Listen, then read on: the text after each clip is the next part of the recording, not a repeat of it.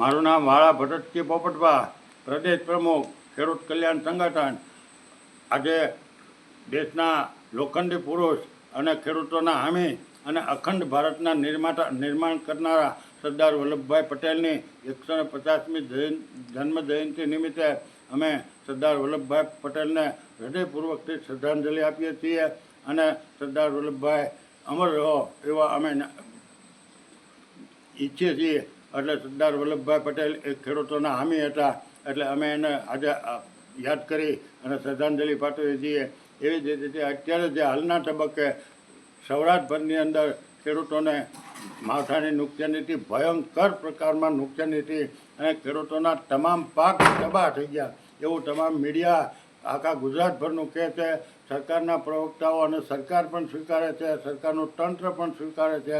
અમે ખેડૂત આગેવાનો અને ગુજરાતભરના સૌરાષ્ટ્રભરના ખેડૂતો ગામડેથી કહેવા માંડ્યા છે કે ભાઈ હવે અમારા પાકથી તબાહ થઈ ગયા. 26 તારીખથી લઈ તે આજે 31 તારીખ સુધી સતત વરસાદ પડવાથી અમારા તમામ જે કપાસ ઉપર વીણી તૈયાર હતી એ તમામ કપાસના કપાઈ ગયા છે. એ કોંતરા કાઢી ગયા, બે ઇંચ બારા ભૂંબડામાં રૂમાં તે નીકળ્યા, ઝાડવા ઉપર જ તે એવી રીતે તે સિંગ જે હતી, સિંગના પાત્રા એ પણ તમામ સિંગ પાત્રામાં ઉગી ગઈ, જમીનમાં હતી એ ઉગી ગઈ, ઊભી થઈ એ એટલે બધું જ તબાહ થઈ ગયું. એવી રીતે કઠોળ, એવી જ રીતે તે ભાવનગર જિલ્લાની અંદર આજે 10 થી 11,000 હેક્ટરમાં ડુંગળીનું વાવેતર હતું. એમાં મહુવાન, તળાજા, જેસરને એ પ્રથમ નંબરે હતા.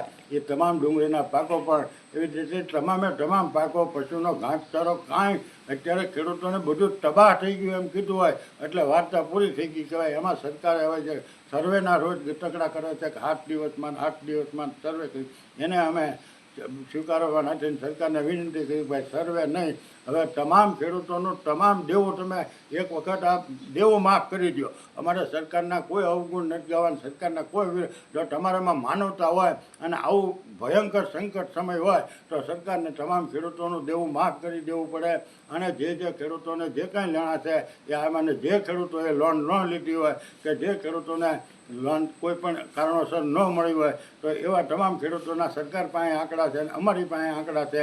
એટલે એ તમામ ખેડૂતોને પણ 3 લાખ કે 5 લાખ રૂપિયા ખાતામાં આપી દેવા જોઈએ અને પછી નવેસરથી 5 લાખનું ધિરાણ કરવું જોઈએ.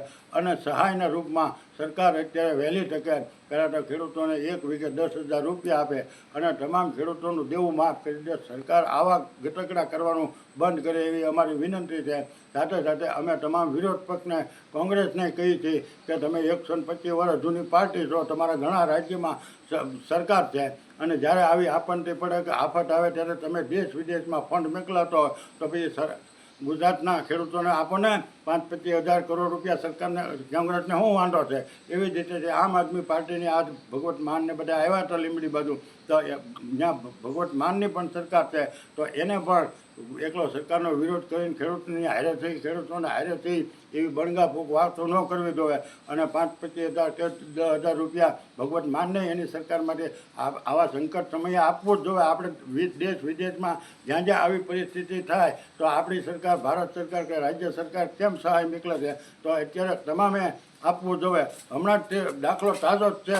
આ લાભ પાંચમના દિવસે સાવરકુંડલા તાલુકાના જીરા ગામના ઘનશ્યામભાઈ પટેલે આખા ગામના ખેડૂતો એની બાને પુણ્યતિથિ નિમિત્તે ભરી દીધું. એવી રીતે તમામ ઉદ્યોગપતિઓ પણ જો આમાં સહાય કરે તો ખેડૂતો એક જ ઝાટકે આમાં નીકળી જાય છે. અને અમારે લેણું જે થયું છે ગુજરાતભરના ખેડૂતોને એ સરકારની ભૂલના કારણે થયું છે. પણ હવે અમે કંઈ સરકારના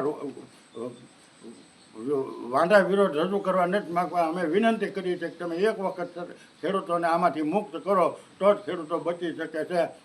અને તમામ ઉદ્યોગપતિ હોય, કોઈ મોટા આશ્રમધારી સંતો હોય, પૂજ્ય મોરારી બાપુ કોઈ ગુજરી જાય તો કેમ 5 લાખ 10 લાખ રૂપિયા આપે, 50 જણા મરી જાય 5 લાખ આપે, બધાને ભાગમાં તો 5,000 આપે.